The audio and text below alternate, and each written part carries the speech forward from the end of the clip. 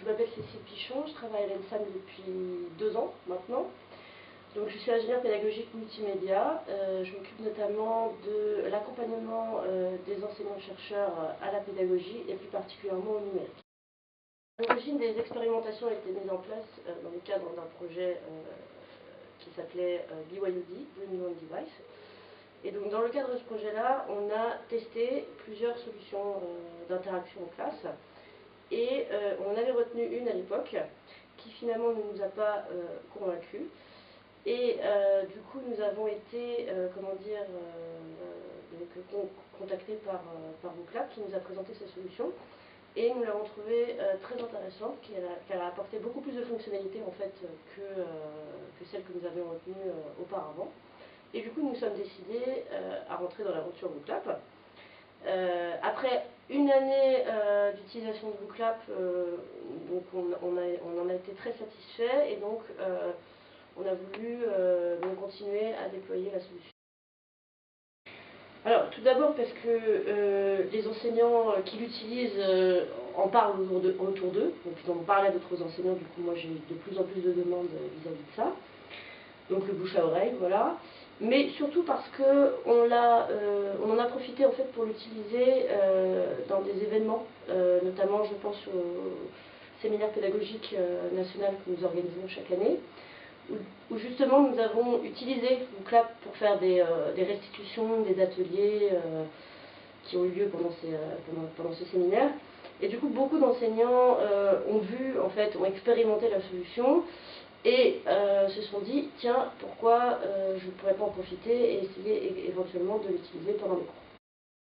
Donc les principaux usages qu'on remarque ici à l'école, tout d'abord, Booklab est utilisé comme une technique de rétroaction, l'idée vraiment d'animer, de réveiller vraiment un grand groupe. Ensuite, il est beaucoup utilisé en tant qu'évaluation formative et évaluation diagnostique.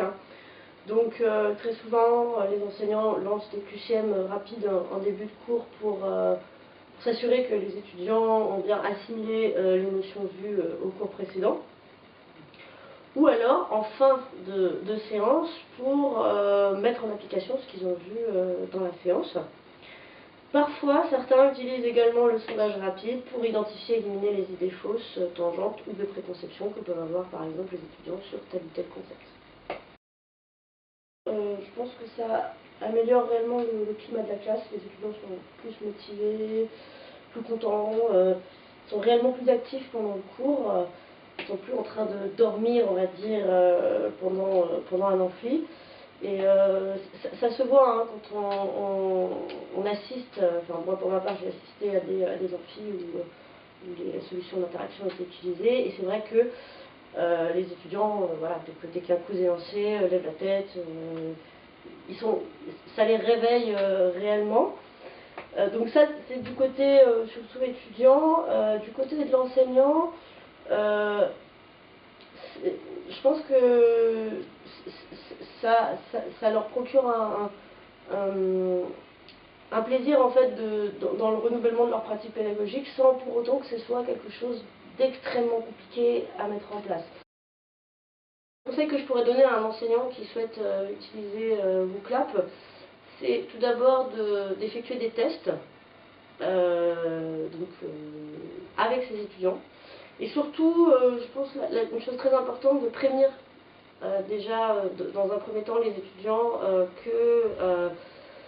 de prévenir les étudiants que l'enseignant va utiliser cette solution-là, pourquoi il le fait, dans quel objectif, afin que les étudiants s'approprient en fait le fonctionnement.